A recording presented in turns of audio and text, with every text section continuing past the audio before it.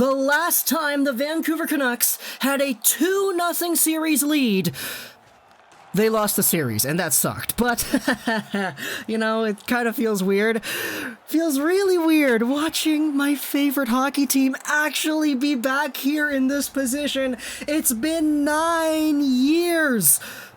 Half of my life has gone by without seeing the Vancouver Canucks have a 2-0 lead in a playoff series. And it happened here today. The St. Louis Blues and the Vancouver Canucks played Game 2 of their first-round Stanley Cup playoff series, and my goodness, was this a breeding ground for Bo Horvat highlights. This guy has absolutely become Ryan Kesler against Nashville in 2011, taking over games, taking over shifts, taking over the league lead in goals in the postseason. And that's not a stretch. Take a look at this. This is the current goal standings as they are at the moment I'm recording this audio. McDavid leads with 5. Bo Horvat is tied for second with Dubois, Kubalik, Svechnikov, Beauvillier, Taves, and Dubé with 4. But Bo got 2 today, and Connor McDavid certainly did not get anything today because he's not even playing. So now Bo Horvat is the #1 goal scorer in the entire playoffs. Boy, that's crazy. This is like Henrik and Daniel and Ryan Kesler levels of success, and I'm all here for it. This team that looked so terrible against Minnesota in Game 1, it's not really the same team that we're watching anymore, and this was ultimately the dream, to see a comeback like we saw against Mini and see the dominance that we know this team can project on certain shifts. Now, I say certain shifts and not the game because, frankly, this game was one that they very well could have lost, but they don't! They win! It's 4-3 in overtime. Let's go over some of the notes that I have written down for this hockey game right here. The game started out quick. It started out fast. We had ourselves some very good opportunities. This one started off with some Binnington scrambling saves that kept the game 0-0. Eventually, though, we started to see a little bit of a taste of what we would get as the game went on. I'm talking about penalties. Edler got a penalty earlier on, and eventually it was a Blues power play. Now, I will say the Blues power play was not the best this game, but it certainly looked deadly at times. But when it did look deadly, the Vancouver Canucks PK was able to match it. There was a good surge of energy and some good tracking going on by the Vancouver penalty killers. I always got to give my love to Tyler Mott and Jay Beagle because I love what they do for the team on the PK. But eventually the Canucks get a power play after, really good shots on that one they had, but then they took another penalty, and this is where the show began. Because right off the power play, the Blues give up the puck, and it's Bo Horvat who comes in, and you don't even need me to talk to you about it. You know exactly what happens. He goes inside-outside once, he goes inside-outside twice, then he goes inside-outside and goes far side on Jordan Binnington, and he scores what is probably the best goal we have seen throughout the entire postseason so far. My goodness, man.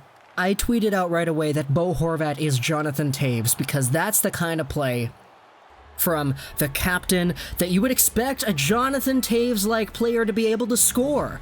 But then I got replies from Rob Talks Hockey talking about how this is actually Bo Horvat doing the good old-fashioned Connor McDavid, and everybody on the timeline was freaking out because Horvat just probably scored the most memorable Canucks goal we've had in years. Ah, man, Bo freaking Horvat. It's about time the captain took his game up into a gear that let's be honest, we didn't really know he had this, but that we somewhat expected him to maybe have. Not to this capacity, but still, I love it. And everything after the Bo Horvat goal, to me at least, was somewhat of a blur because I was just too busy thinking about it. I was like, yo, we're going to win this game, man. Bo Horvat is on top of it. He's so good. This team is killing off penalties. Markstrom is making saves. I just kind of had this weird air around me thinking, yeah, we're going to totally win this game. Like, we can't lose after Bo Horvat did that. And eventually, we had a few more really good opportunities where the 6:49 line, Miller, Petey, and Besser had a very, very good rush. Miller dashed into the middle, out to the left side to Besser, into the middle for Pettersson, but he whiffed on it. Almost scored it, but it was a wide open net and he wasn't able to bury it. But then the Blues, they had their own chances as well because Troy Stecher had a really terrible giveaway right in front of Tarasenko, and that almost went in too.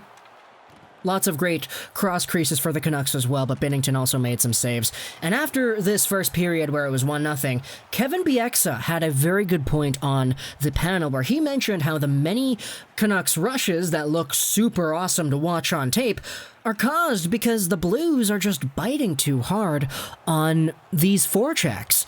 The Blues are allowing themselves to pinch forward while Bo Horvat is coming against them, and then that leads Horvat to opening himself up and doing the deke to the other side, and boom, you're gone. So many opportunities here for the Blues to actually stay composed, but they bite too hard. In the second period, though, things start out pretty interestingly because, hey, JT Miller comes in on a breakaway and he scores! Wait a minute, no! No, it was offside!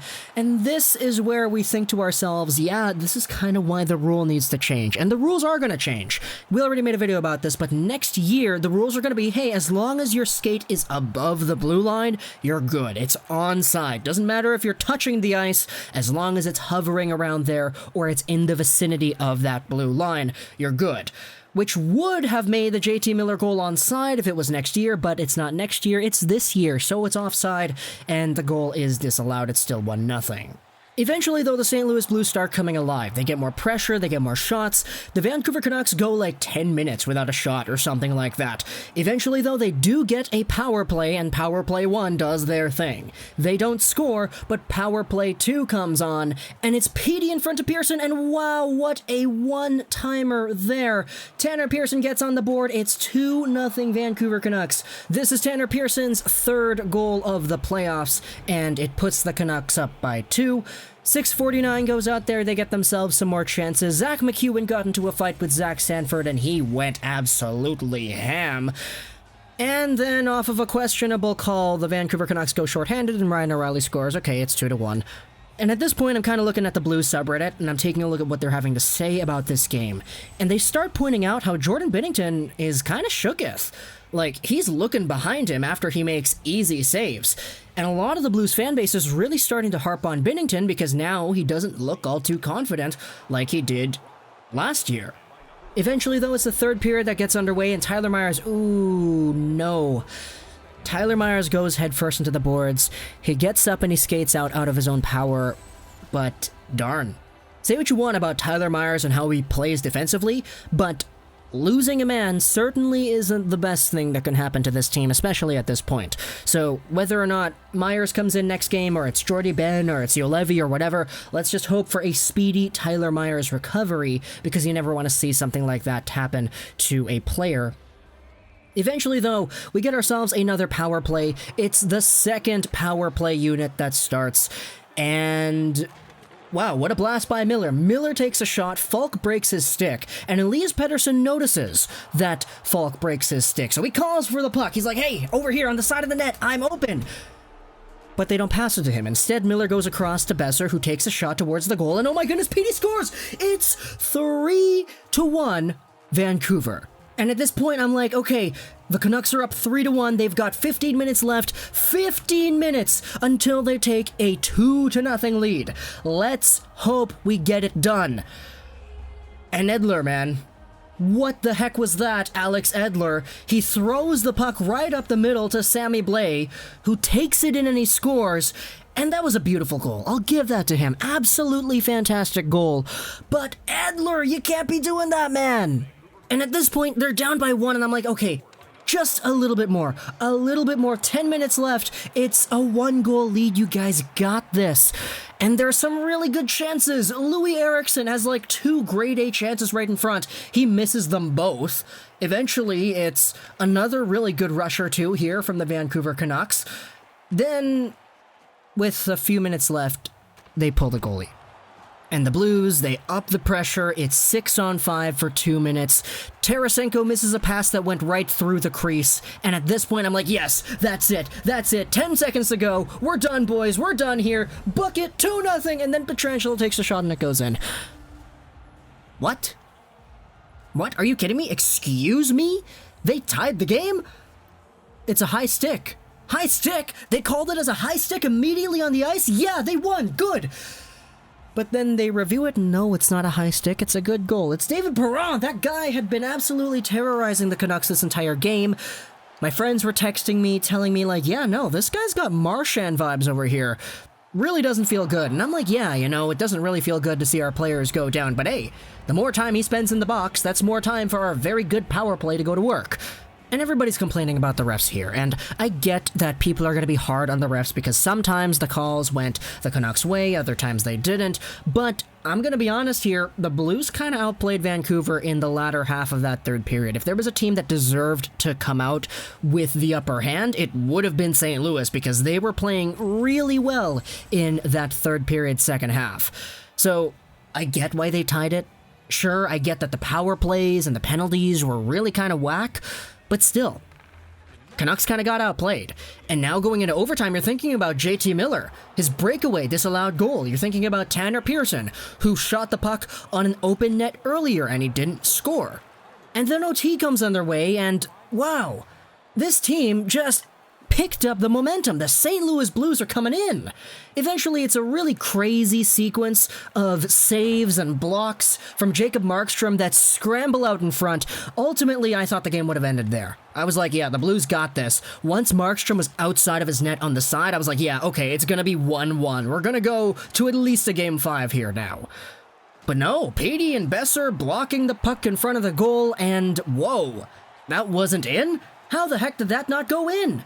And then eventually, you know what happens next. It's Quinn Hughes. He takes a hit to make the pass. It's out to Bo Horvat, who's got some open space. He comes in. The entire previous few times, he went backhand, forehand, far side. So, since he's coming down the opposite lane, Jordan Binnington is thinking, okay, he's gonna do forehand, backhand, far side again, because that's similar to what he did last time. Well, he teased the forehand, and then he didn't even tease the backhand, he just shot a 5-hole. Oh my goodness, the Canucks won! Bo Horvat is leading the league in goals, and the Vancouver Canucks have a 2-0 series. How's that for your Stanley Cup champion St. Louis Blues? The team that many people thought were going to have an easy route to at least the second round over here. And by golly gee, it's Vancouver that's giving them a tough time. I can't even. Wow, it feels so weird to be in this spot, man. This video is like 12 minutes long. We're gonna end it here, folks. Hope you enjoyed this video. Comment down below what you thought about this game too. Social Dash Trolls 99. I can't believe it, man. I can't believe it. And bye.